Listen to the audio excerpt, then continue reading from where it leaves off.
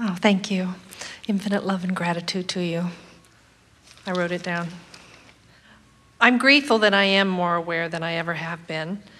I am aware that I have an inordinate need, and I say underlined need 3 times, for approval and confirmation of where I'm at all the time. Well, you've been trained into that. And it's a natural thing when you think about it, because when you perform in a way that soothes the conditions of those who are watching you, in other words, if you behave yourself, they are more likely to feel positive emotion when they see you than negative emotion. And since you are an uplifter, you like it when people feel positive emotion more than you like it when they feel negative emotion. So you have spent a lifetime standing on your head in order to keep people happy. Yes. But the more of them that there are, the more impossible this task becomes, because even if there are 2 of them, often they need different things from you. In other words, the real revelation comes when you're trying to please 2 people that each want something different from you in the same moment. And the flaw of your reasoning suddenly comes full into view. Uh-oh, I've been attempting the impossible. So everything that we're talking about is about helping you to not give a rip what they think, and instead to care infinitely about how you feel in closing this gap. But really, that's too strong of a statement for most of you to hear, and so we'll soften it by saying, it's normal for you to care how they feel because you love them and want them to feel good. But you can't care how they feel about how you feel more than you care about how you feel. That's what it really comes down to. In other words, you just got to take care of yourself. And you can't ask anybody else to take care of you because they've got their own gap to deal with. They've got their own emotional scale to deal with. In other words, and if everyone would just tend to their own vibrational scale, then there'd be a lot more happy people walking around and interacting with you. And so we'll tell you something that Esther discovered about Jerry.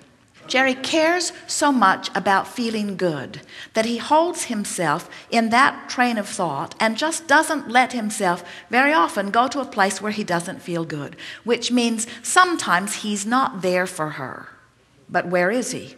He's in alignment. He's there for her. In other words, he's there where her inner being is. He's there in that place where he is calling her forward toward the well-being that is natural, you see. And so what you want to do is be ultimately selfless in being ultimately selfish by saying, I care so much about you, dearly beloved family and friends, that I will insist on being in my place of utter connection so that I have something to give you, so that I have something to call you toward.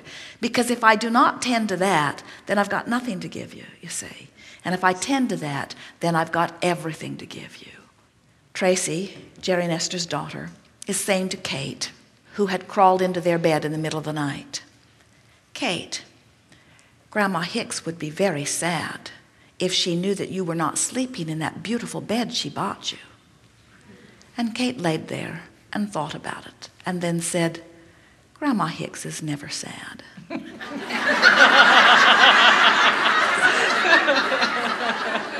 In other words, you're not going to pull the wool over my eyes. You're not going to trick me into doing what you want me to do by holding up some false evidence before me. In other words, her guidance system is letting her know about that, you see. And so what you're wanting to do is trust your own guidance and encourage it in everyone you see and live happily ever after.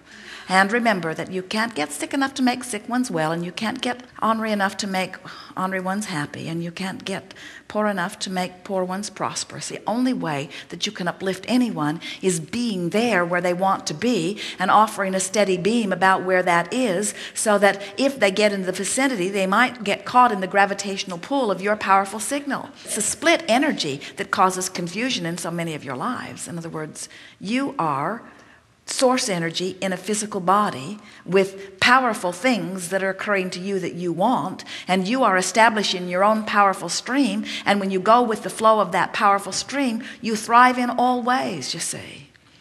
When you think about it, in light of what you've heard from us here today, even though it was a question important enough that you wrote down, it almost sounds silly to say I find myself trying harder to please others than I do going with my own flow.